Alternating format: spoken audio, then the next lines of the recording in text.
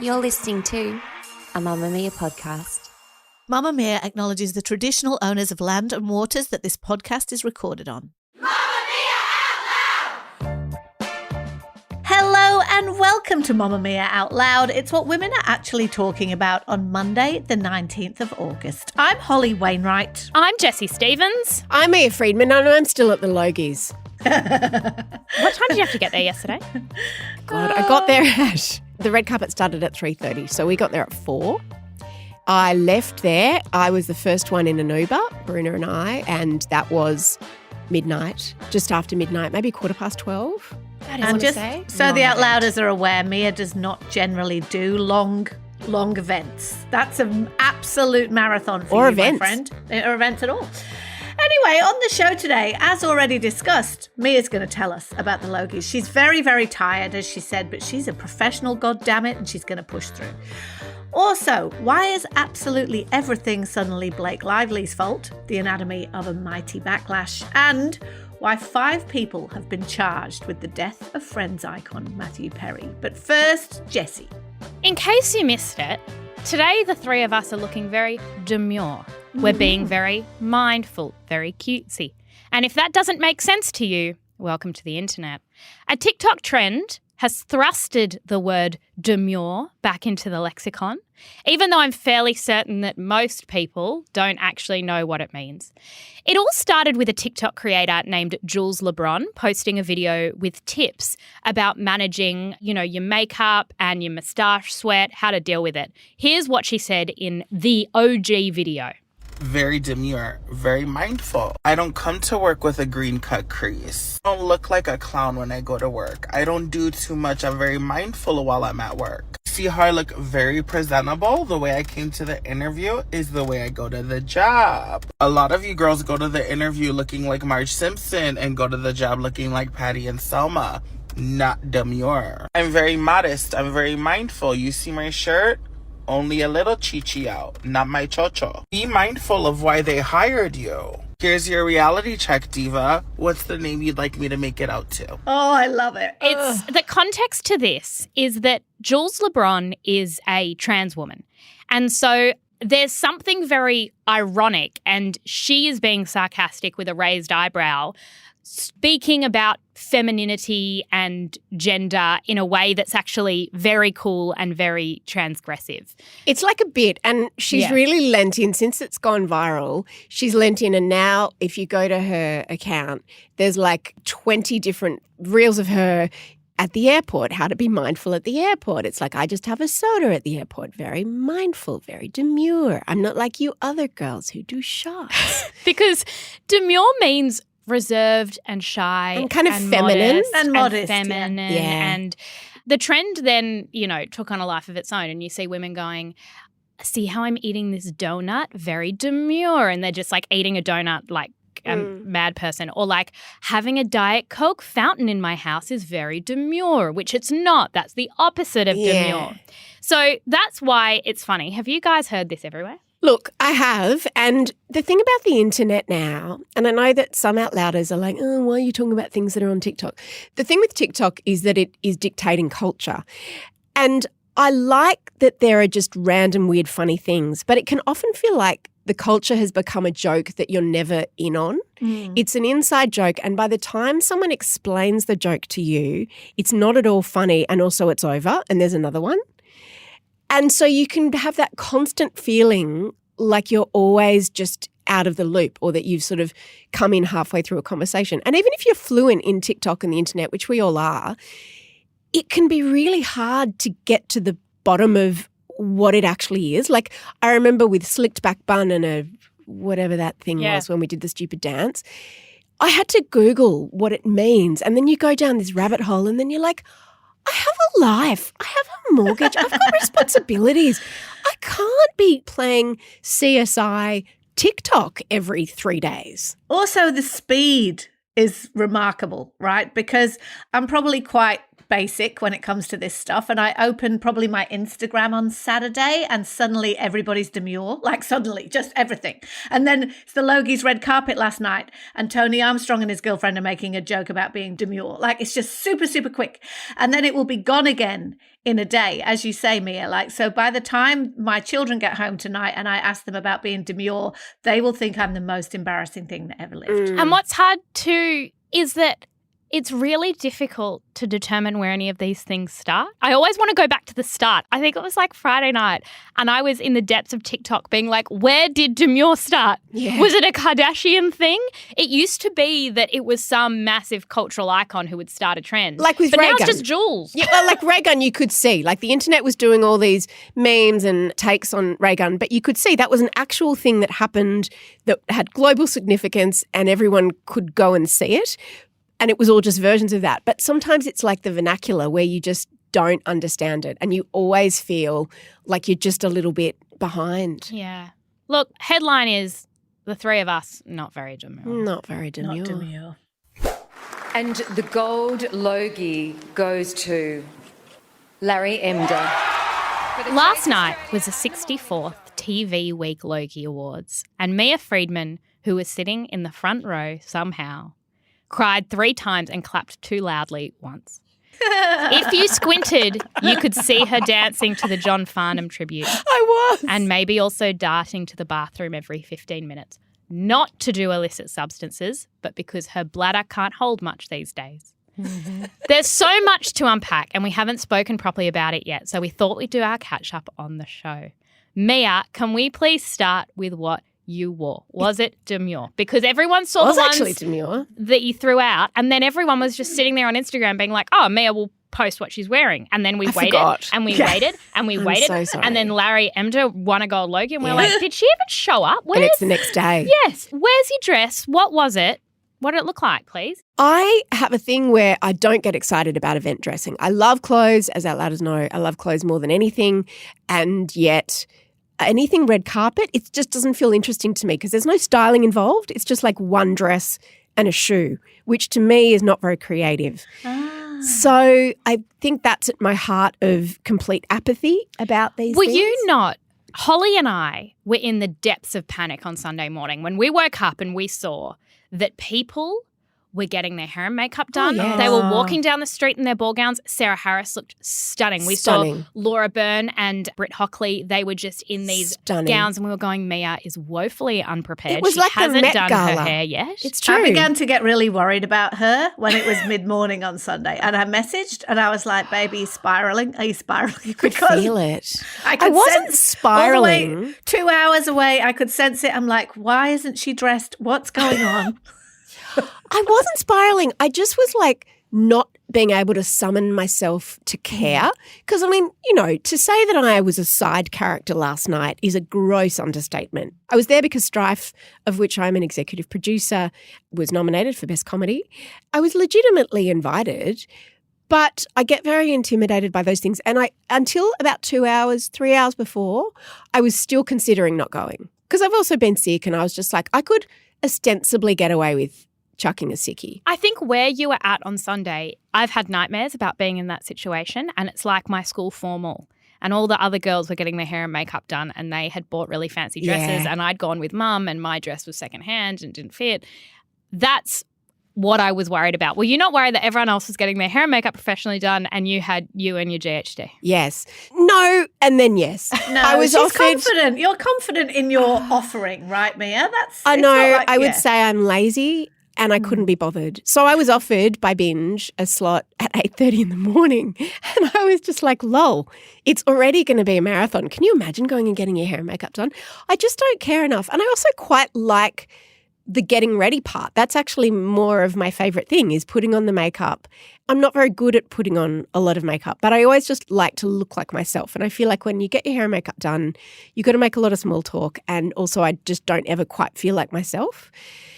Anyway, bloody first world lovely problems. So I also knew that I had a number of things in my wardrobe because I wear kind of things that most people might wear on a red carpet, like just to work on a Tuesday, right? So it's not like I was like, oh, I don't have anything fancy. I've got so much fancy stuff. And so I knew that what I wanted to wear was probably in there. And if it wasn't, that was kind of exciting because I'd have to make it work. You're looking horrified, Jessie. I am. Okay, tell us what you chose, because I actually liked, of all your options that you shared on Instagram, you had a few suit options. You had your brat suit, and I went, that's kind of cool because... Yeah. But then what did you choose? Please tell us. Okay. What was it? Something you know quite well because I wore it to your wedding. So I knew you'd wear the dress you wore to my wedding. So there's a good story behind this because I bought this skirt from a lady startup called Jumbled, which is a brilliant boutique in Orange. And we were there for a show quite a few years ago, maybe 3 years ago. Time is slippery to me. And then I really liked it. It was kind of sequined but muted sequined, if that makes sense. And so then I went online and found a matching top, but the top was like a bit cropped. So I wasn't going to wear a crop top. And this was years ago. And so then for your wedding, Jessie, when I went through a similar thing and tried on 8 billion dresses, I took the top and the skirt to my alterationist. Is anyone still listening? This is so boring. I took it to my alterationist and got her to turn it into just one dress. And so I had that and I tried on a bunch of stuff. And in the end, that worked for the same reason that it worked for your wedding, because it was me in that it was sequined. It was fancier than I'd usually wear because it was like a dress. And yet it was like muted sequins. It didn't feel attention grabby. The thing that's interesting about this whole thing, and we have to find out if there's anything fun about the Logies, is that this kind of stuff is your worst nightmare. You have anxiety around going to these kind of big social things, don't you? I want to give some context that when I used to work at TV Week, who obviously organised the Logies, it's a big thing, some people are so desperate to go to that event. I remember the year I was working at TV Week, one down the list celebrity was so desperate for a ticket, and the editor was like, no, you can't have a ticket, we're full, that she said, if I shave my head, can I come? Oh, wow. And the editor said yes, and she did. That is how desperate some people are to be on that red carpet, because it's about, and probably less so now, but it's the attention economy, right? And if you're trying to get somewhere, if you're trying to be noticed, if you're trying to meet the right people, it's a really big deal. But all of that kind of stuff, that networky kind of stuff is your worst nightmare, right, Mia? But is there anything fun about being there? Do you know what? I had a really fun time, apart from the fact that it was so long. It was like being on a long haul flight. Why do you think they make it so long? But then you got off and you were still in the same place. I don't know, but by the time we sat down, so some people, who did I talk to? Kate Langbrook, she just had to do 3 hours on the red carpet. It was funny because we walked up and down the red carpet, Bruna and I, and it looked like we were trying to get interviewed, but we were just looking for the Mamamia people who were interviewing people on the red carpet. We thought, we've got to talk to them. We couldn't find them. So it looked like we were doing desperate laps. We eventually found them, had a chat with them, had a chat to news.com, who made us read a tongue twister. You know, everyone needs their content, right? And it was just quite surreal. Like, it was very intense. And then you go inside and it's just like a ballroom if you've ever been to any kind of black tie thing, and you sit down. But then it was 2 hours until the ceremony started. So they fed us, which is good because we sat down at 5. What was the food like, Was it nice food? Bruna Papandreou, who is the main producer of Strive and the producer of everything, Big Little Lies, and, you know, she's big time. She's won Golden Globes and Emmys and all of those things. She's been to all of those award ceremonies. She said it was the best food of any award ceremony she's ever been to. Was she just being polite? No. Okay. She was so into it. It was really funny. So the other shock was that we were not just in the front row of tables, but in the front row in the middle of the table. So we were practically directly in front of where the people were on the stage. Is that because Asha Keddy was on your table? Correct. It wasn't because of my dress. So we were on the table with Asha, and so she was a Gold Logie nominee. So she's a big deal. And that was really interesting too, because I've been to the Logies one time before, but I was like in the absolute bleachers and I was, you know, not really part of it at all. It was when I was doing a bit of work for the Today Show. So I just felt like I was on someone else's ride, which I absolutely was. We had a really funny table. It was like me, Bruna, Asha, Asha's husband, Alex Dimitriadis, Emma Lung, Matt Day, whose wife is the EP of 60 Minutes, and she actually won a Logie. I saw that. Yeah. So it was a lovely. And what outfits did you like as someone who was there? Like, what stood out to you as some great looks? Like, there were so many great looks. There was one person who was a publicist for Channel 9 who I just loved her dress. It was like, I went and tried to buy it. It was from the Curve range that ASOS do, and it was just like head to toe bright blue sequins, and just like she just looked so comfortable, and she was wearing like matching glittery blue trainers. But, you know, like Sonia Kruger always looks incredible. I mean, everyone just tried hard, which was so lovely. Julia Morris looked beautiful. She was in this huge gown. Kate Langbrook looked phenomenal. Lisa McCune's gown was beautiful. I only saw her at the end when she was giving the gold Logie. And there were lots of people that you just don't know, because a lot of shows were nominated. And there was the crew and the cast from all of those shows. So a lot of behind-the-scenes people were there looking just stunning. Like, people went to so much effort, and that was just interesting to look at. And then the other highlight was the John Farnham tribute with Guy Sebastian and Jessica Malboy. That was so beautiful.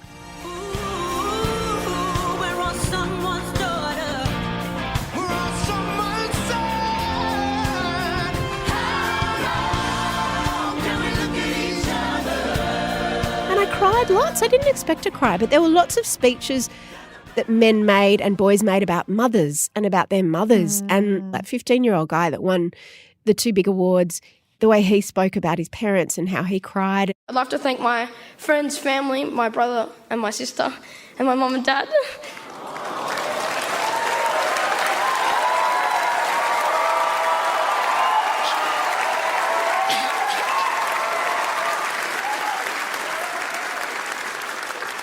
And I'd love to thank my dramaturg, Narnia Townsend. Couldn't do it without you. I'm so sorry. I always find it when people are emotional, it's hard not to be emotional back. Like, it's easy to sit at home and be really cynical about the Logies, and I've done that every single year.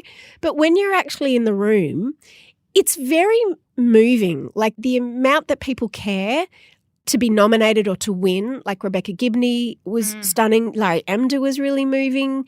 What Trent Dalton said about the mums watching at home. I just want to send a shout out to all the mums who are a bit like Frankie Bell, and they're out in the suburbs tonight and they're feeling a bit lost in the darkness.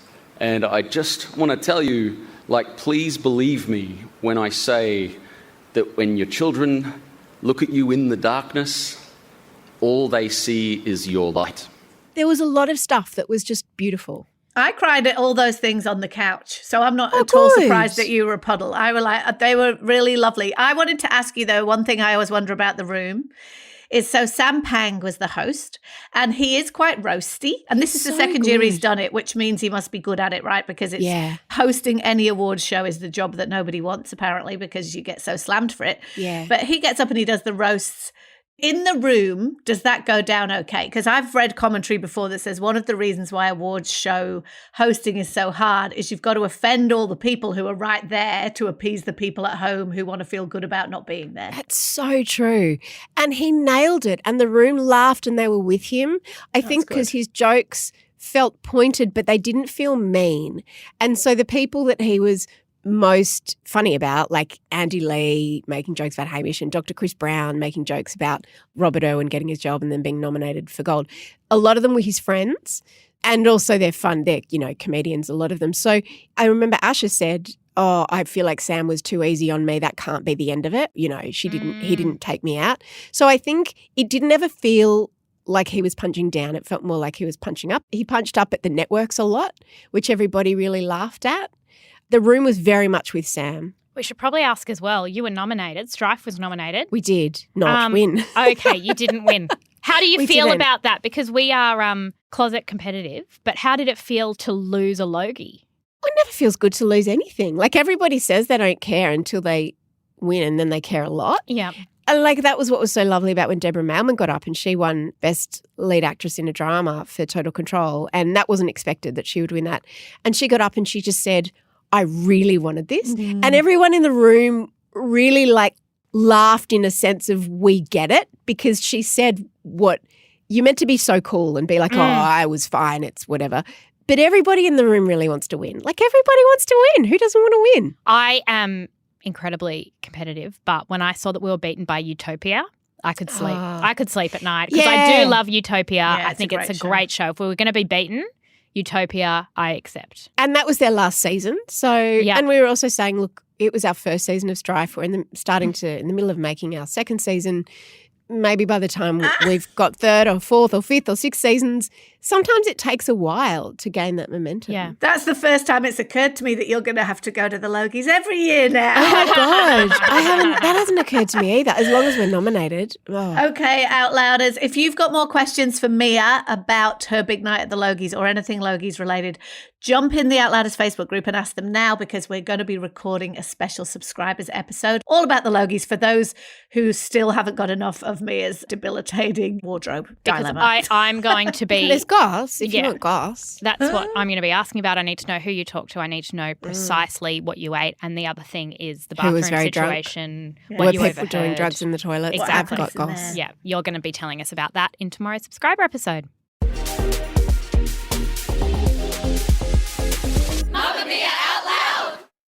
In the same way that the internet has a new joke every week, as we discussed at the top of the show, it can also feel like every week the internet chooses someone, almost always a woman, to pile on.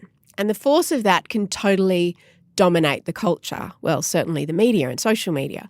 A few weeks ago it was J-Lo, and last week it was Reagan, and this week it's Blake Lively, who has a new movie out called It Ends With Us that we spoke about on last week's show.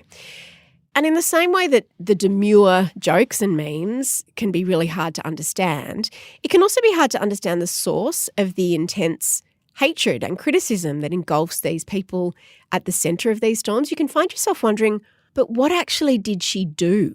Because there is so much noise that the storm itself becomes the story. And so it is with Blake Lively this week. You may have seen her being roasted everywhere, but particularly on social media, where she is the villain of the week in a huge way. Now, it's important to note that we don't like to participate in these pile-ons or in cancel culture, but what we do on this show is to try and get some perspective about what's really going on so that we can understand the biggest issue. Why are people so mad with Blake Lively? So the criticism initially came with some drama between Lively and the director and co-star Justin Baldoni of this movie. But since we last discussed it, the tide has seemed to turn from criticism for the film's marketing and potentially of Justin Baldoni to a direct attack on Blake. The film has so far brought in $100 million US around the world, so people are going to see it. And Justin Baldoni has reportedly hired a crisis PR manager. Now, this bit is important. Melissa Nathan, who specialises in publicity and reputation management, she previously represented Johnny Depp during the Amber Heard trial. And the shift in the perception of Blake Lively has really turned the algorithm on TikTok and on other social media against her.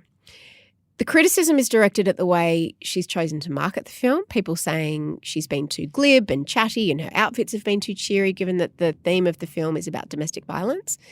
And then over the weekend, mysteriously, seemingly randomly, an interview from 2016 resurfaced by a journalist who said it was the interview that made her want to quit her job.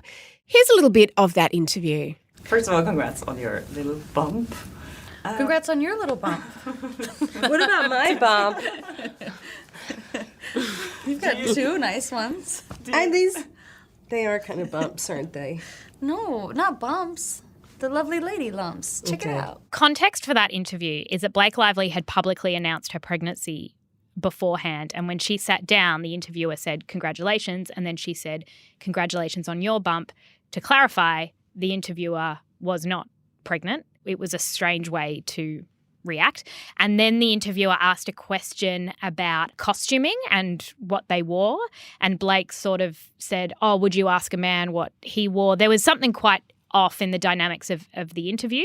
And even I thought Posey Parker, who was beside her, was doing her best to try and keep all parties happy. That interview is uncomfortable. Yeah, it's cringy to watch, yeah. But often those junkets, press junkets, can be really awkward because the stars are exhausted. They're there having to see maybe 50 people in a day from all around the world and answer the same questions. So clearly she was over it. She was over it. I agree. And she was a bit snarky, but you know. Yeah. And look, I see both sides, right? Because yes, you have to sit there in a room and answer questions about the film you made to 50 people. I would hate to do it. It's not that hard to be polite. Like, that's part of the job, right? You get paid a lot of money to be nice to people on camera. There's a camera there. So I agree with that, but at the same time, that woman saying this made me want to quit my job, like that was just a shameless grab for relevance and attention and follows. Initially, I thought when this video was published and it started doing the rounds on YouTube and then it got picked up on TikTok very quickly, I thought, oh, this is a Justin Baldoni move. This has been from camp. This PR team has gone through the archives and unearthed it. And then I actually listened to an interview with the journalist who said that's not what happened. She had seen a bit of commentary about the It Ends With Us press tour, and she thought, I'm going to share this interview I did with Blake Lively. So it seems it was organically shared by the journalist who had never published it before. Well, and also when you're a journalist and you interview famous people, and sometimes those famous people, it doesn't go exactly how it did in your head, which is she's going to love me and it's going to be great and I'm going to make this joke and she's going to laugh so hard. Like a lot of journalists, most of us actually have a story like that where the connection was somehow disjointed for all the reasons that Mia said before, but also they just weren't up for playing that gag a million times. And clearly it seems in that instance, Blake Lively was and she's always been very boundaried about talking about her private life. And clearly she was like, I don't want to talk about bumps. I don't want to talk about fashion. She was like in one of those take me seriously moods. And it came across very strongly, right? And if I was the journo, I know journos who've held grudges against celebrities who are rude to them in interviews. Yep. I'm not saying that that's a professional way for the journalist to behave either.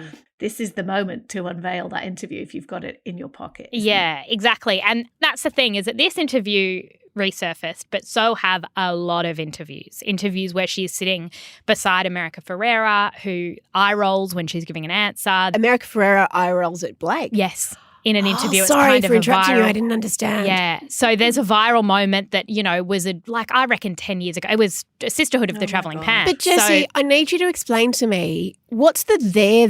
Okay, like what did Blake do to be the villain of the internet? All right. Here's where it started. So we knew that there was tension between her and Justin Baldoni, which we talked about last week. People are seeing clips on TikTok where she's talking about wear your florals, grab a girlfriend, go and see this movie. And people are angry because they're going, this is about domestic violence, which Justin Baldoni is making a point of every time he talks about it. He talks about domestic violence. So people are going, Blake Lively is really undermining the themes of the movie and she's trying to sell her hair care brand and blah, blah, blah. When this comes up, it has started to feed a narrative that Blake Lively is a mean girl. That's what they've decided. And even Blake Lively not talking about the domestic violence themes has become a bit of a trend or a myth being perpetuated around the internet.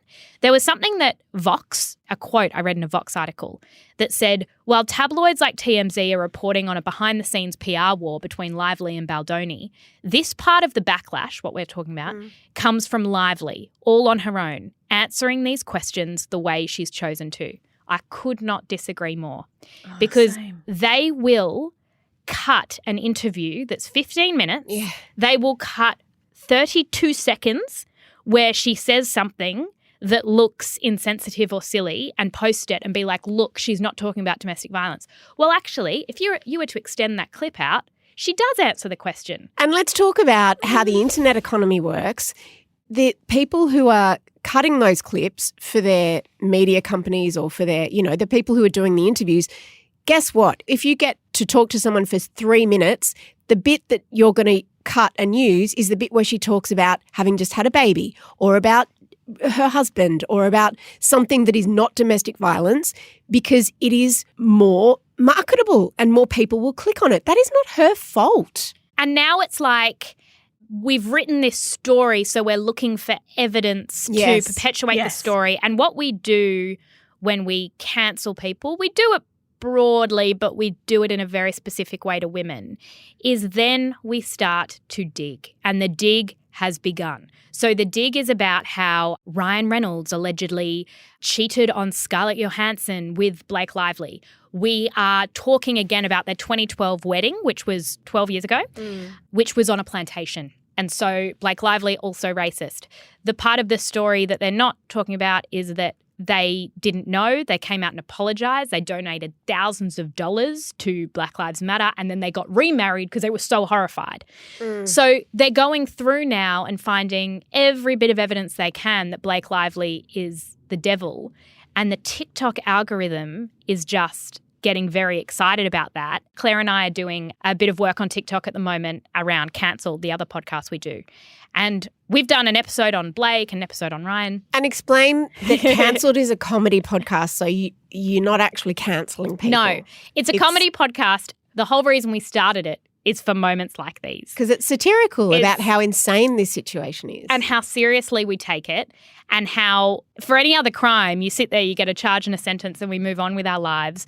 But for Blake Lively, we just throw and throw and throw, when if you look at it, the no they're there thing is, what exactly are we accusing her of? And that's what the podcast tries to do. On TikTok, we're, doing a few videos, and we noticed that if we blatantly defend Blake Lively, which is our, general position, the reach on those videos is minuscule, right? Even if there's engagement, it's like the reach is being limited. Then there was one video that went off about Blake Lively, and when I had a look at how we'd sold it, I went, if I was the algorithm, I would probably think that we were going to add a little bit of fuel to the fire. Now, there are a few things going on. The first is that it's a self-fulfilling prophecy. People want bad things about Blake. I also think something is happening with TikTok. You spoke before about Justin Baldoni and his PR crisis team, who won the Johnny Depp Amber Heard trial. Holly, you recently recommended Who Trolled Amber, which looked at how you can basically get bots to win your affection in the public narrative. Something is going on here. I feel that very strongly. I also just think, though, we all need the perspective that this movie is a big success. It was an indie movie that didn't cost very much money to make. Everybody is going to see it. All of this attention is also making more and more people see it. And the thing that's interesting to me is that all of this Blake Lively stuff comes down to something that we talk about all the time, which is successful woman and having a very successful moment. She must be awful. She must be a terrible person. She must not be likable.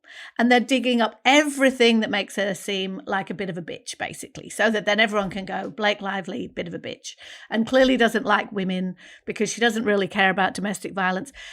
And all of those things are so subjective and so nonsense. Also, the idea that Blake Lively and Blake Lively alone decided how this movie was going to be marketed is so stupid that I can't bear it. Yes, of course, she has a lot of power. She does, because she's got a producer credit. She's married to one of Hollywood's most powerful men, no question. She's got loads of power. But this is not the first film that is about a serious topic that has been marketed in a frivolous way. It happens all the time. And it particularly happens when you are talking about violence against women. It's interesting because Colleen Hoover, who wrote these books, and they are enormously successful. We touched on this last week, but not just a little bit successful, like world headline successful. She is one of the best-selling authors in the world. So everybody knows what this book is about, right? Because 20 million people have read it. And she also marketed the books with pretty flowers on the cover and in a particular way. And I spoke a couple of years ago about how the last book that I wrote, which is termed commercial women's fiction, which is what Colleen Hoover is certainly termed as, is generally seen to be frivolous and silly, and you've got to put stripes or flowers or pink on the cover, but actually very often deal with serious, gritty things that are part of women's lives, are always sneered at and always looked down upon, when actually women love them. Like the women who are flocking to see this film and the women who read Colleen Hoover books, there's snobby attitudes about those books. And I want to be really clear that I haven't read them, because when we talked about it last time, a couple of people said, Holly sounded snooty about those books. I haven't read them, but people who are very serious about literature, in inverted commas, look down enormously on the Colleen Hoovers of the world because she started off self-published. She writes books about women's lives that women want to read, but she doesn't come from a storied literary background.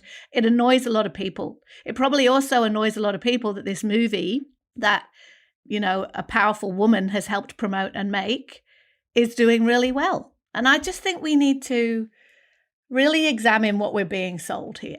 if you want to go and see this movie, you should go and see it. Who cares whether Blake Lively sometimes is in a bad mood and rolls her eyes? Like, have you never been in a bad mood and rolled your eyes? Like, are we not, what is this about? Well, that's the great irony, right? Is that, yes, people are going to see it and it's making a lot of money. So you go, it's a success. Who even cares about the backlash?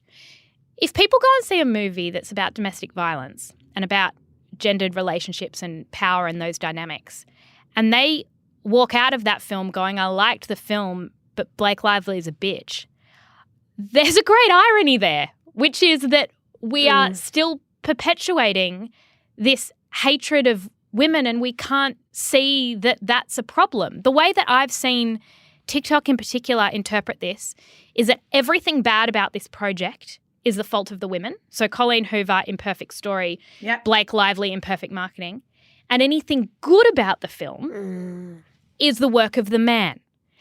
And if you can't see that entrenched within that is misogyny, which is the same root that perpetuates domestic violence, I think you're missing something. And that's not to say that Blake Lively is perfect or that she doesn't warrant criticism. I'm sure that she does. But not like this. The volume compared to the crime, and I say crime like rolling my eyes because everybody's just looking to hate. And, you know, I even read a quote that someone had said in one of these interviews, if you have a message for victims of domestic violence, what would it be? And she said, you should just know that you are not defined by what's happened to you. You are more than your worst experience, which is something that's fairly anodyne to say and is lovely and seemingly inoffensive.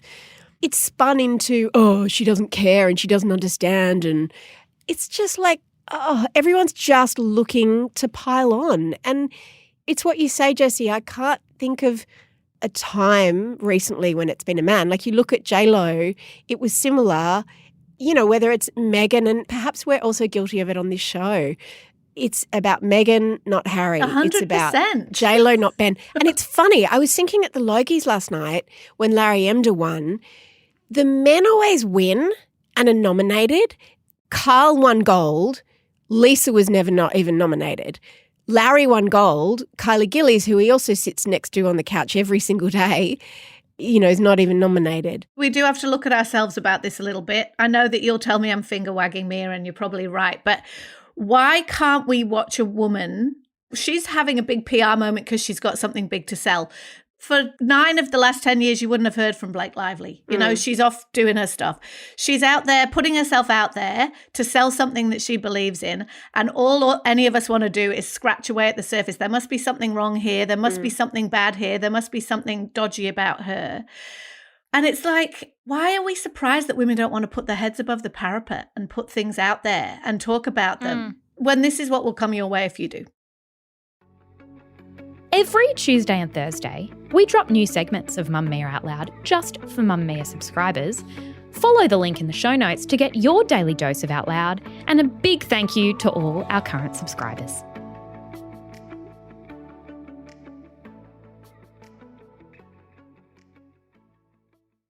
Five people, including 2 doctors and his personal assistant, have been charged in connection with Matthew Perry's drug-related death. Matthew Perry was so open about his history of drug abuse that he wrote an entire book about it. It's a really good book. We've spoken about it on the show before, published before his death, about the fact that he had been so addicted to painkillers for decades, was so deeply entrenched in his battle with addiction, that he had spent something like $9 million American dollars on trying to beat it over the years. Of course, Perry was the very, very successful Friends star who died last October. And many reports said that when he was found unresponsive in his hot tub in his LA home, that it was a shock but not a surprise. And those were actually the words that he used in his book about how his own family would have felt at various stages of his life if he had overdosed. So if his passing was a case of self-inflicted OD, why have 5 people now been charged over his death? Last Friday, the news that police had arrested one of Perry's doctors, his personal assistant, and a woman widely referred to as the ketamine queen made headlines around the world. The fact that he died of an overdose of ketamine, which is a powerful, short-acting anaesthetic, was widely greeted with some surprise in Hollywood last year because that drug has been in the headlines a lot as a therapeutic treatment for anxiety and depression among sort of Silicon Valley tech bros. And there are, in America, this is certainly not true in Australia, it is legal to be used in therapeutic settings outside of hospitals. So it was once used as an anaesthetic and a tranquilizer. The horse tranquilizer, isn't it? Yep, a horse tranquilizer, but also by surgeons as a very effective anaesthetic for operations and very serious things. You know, I've listened to podcast hosts talk about their therapy with it. It had become sort of mainstreamed, right? But apparently what had happened with Perry is that his doctor first prescribed him ketamine for depression.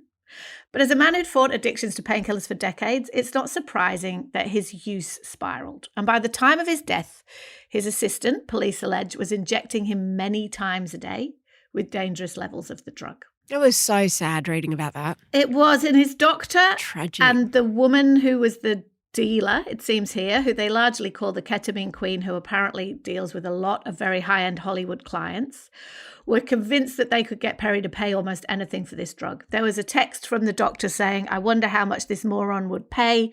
And the answer was a lot. He apparently was paying more than 165 times its price by the time of his death. Jessie, do you think that this story will derail that changing narrative about drugs like ketamine being used in therapy? Or is it just a story about a celebrity who was able to push all the guardrails? I don't think it will. The more I read about this story, the more I realised that it was about someone who was in such a position that no one could say no to him. And that's the most dangerous position anyone can be in.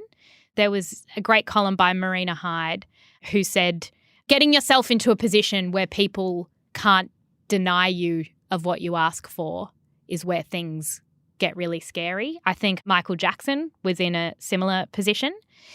It kind of clarified, and I think that this is more the case in the US than it is in Australia, but if you have enough money, the Hippocratic oath of do no harm can be absolutely ignored. There are people at all levels in medicine who have studied this, because reading this from the outside, you would go, oh, he had a drug dealer, like a street drug dealer.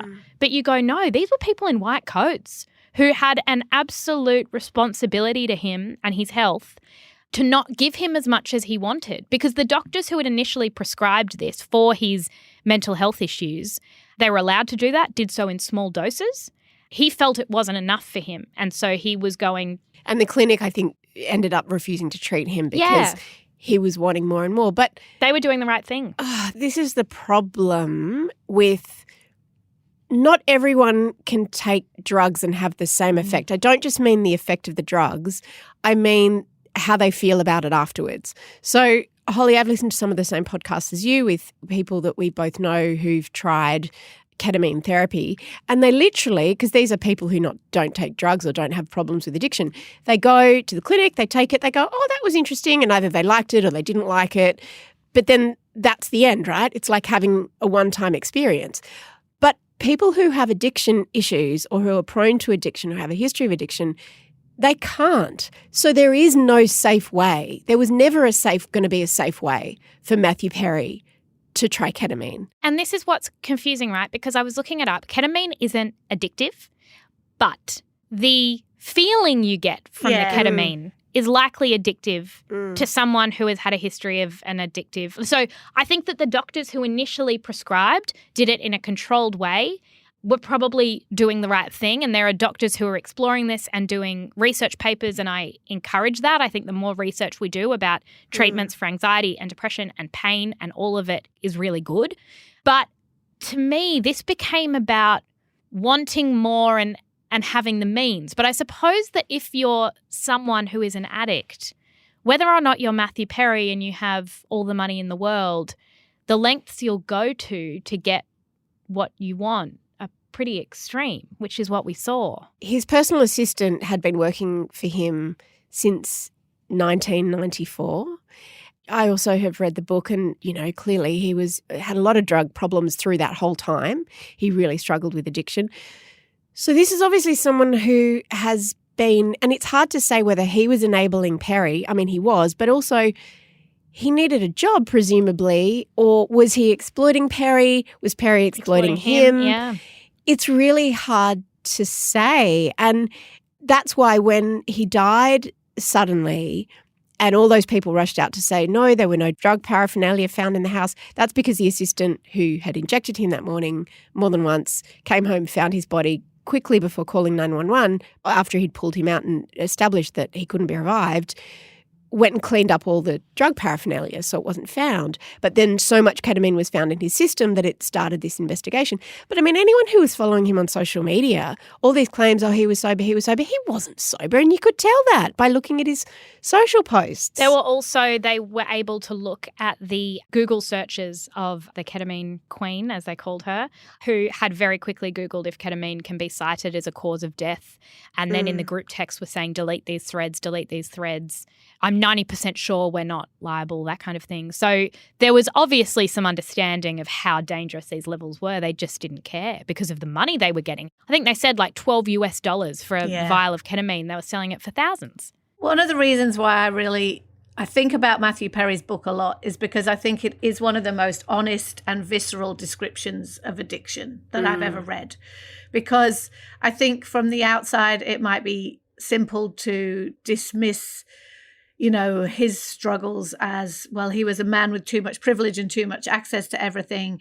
But he often talked about how, other people he knew could walk away from things that he absolutely couldn't, which is back to what you said, Mia. The thing about it is really good, Jessie, that all these different kinds of drugs that are illegal are now being re-examined in a way, because there's also lots of hallucinogen research about whether that can help with anxiety and depression. But you'll often hear addicts say, people who are sober and in recovery, that's just not an option that I can take because I know what will happen. And Matthew Perry was in that camp and he would have known that too. And it's just so heartbreakingly sad that there's a little industry there that were just so ready and eager to exploit that and call the man a moron and give him as much as he could physically, well, not even that he couldn't physically take.